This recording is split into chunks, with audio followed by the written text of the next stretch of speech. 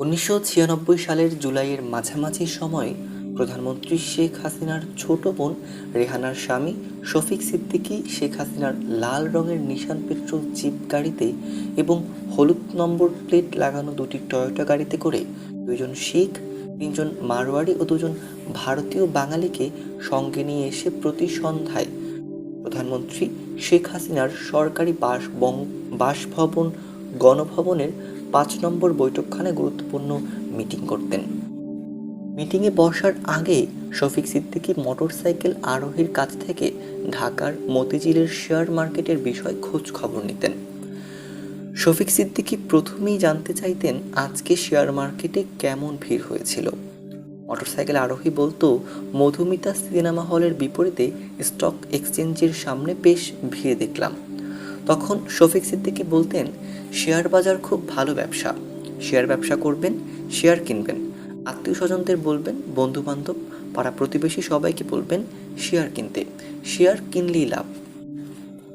প্রধানমন্ত্রী শেখ হাসিনার পৃষ্ঠপোষকতায় গণভবনে ৫ নং বৈঠকখানার প্রতি সন্ধ্যায় উক্ত ব্যক্তিদের সাথে মিটিং এর আগে মোটরসাইকেল আরোহীকে শফিক সিদ্দিকীর একই প্রশ্ন, শেয়ার মার্কেটে আজকে কত লোক হয়েছে? মোটরসাইকেল আরোহীর উত্তর, অনেক লোক হয়েছে, মতিঝিলের রাস্তা ভরে গেছে। শফিক সিদ্দিকীর একই কথা, সবাইকে শেয়ার কিনতে বলবেন, শেয়ার কেনা খুবই লাভজনক ব্যবসা, কিনলেই লাভ। এভাবে দিন যেতে লাগলো। এক পর্যায়ে প্রতিদিন সরজমিনে শেয়ার মার্কেটের প্রকৃত অবস্থা দেখে সন্ধ্যায় গণভবনে এসে তা জানানোর জন্য মোটরসাইকেল আরোহীকে শফিক সিদ্দিকী দায়িত্ব দিয়ে দিলেন। মোটরসাইকেল আরোহী প্রতি সন্ধ্যায় প্রধানমন্ত্রী শেখ হাসিনার সরকারি বাসভবন গণভবনে গিয়ে শফিক সিদ্দিকীকে শেয়ার মার্কেটের বাস্তব অবস্থা জানাতে লাগলো। আর শফিক সিদ্দিকী তা জানার পর ভারতীয় শিখ, মারওয়াড়ি এবং বাঙালি ব্যবসায়ীদের সাথে গুরুত্বপূর্ণ মিটিং করতে থাকলেন।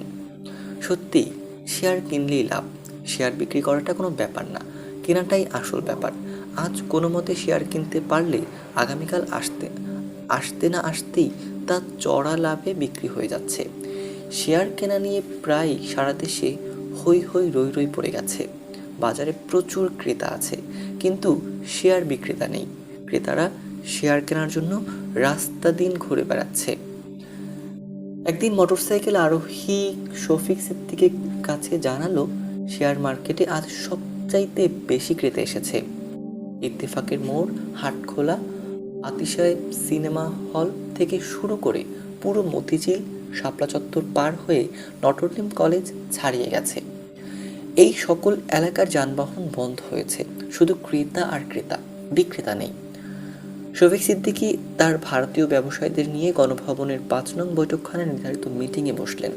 অন্যান্য দিনের তুলনায় আজকের মিটিং অনেক বেশি সময় নিয়ে চলল। অন্যান্য দিন যেখানে মিটিং হয় ১.৫-২ ঘন্টা, সেখানে আজকের মিটিং হলো প্রায় ৫.৫ ঘন্টা।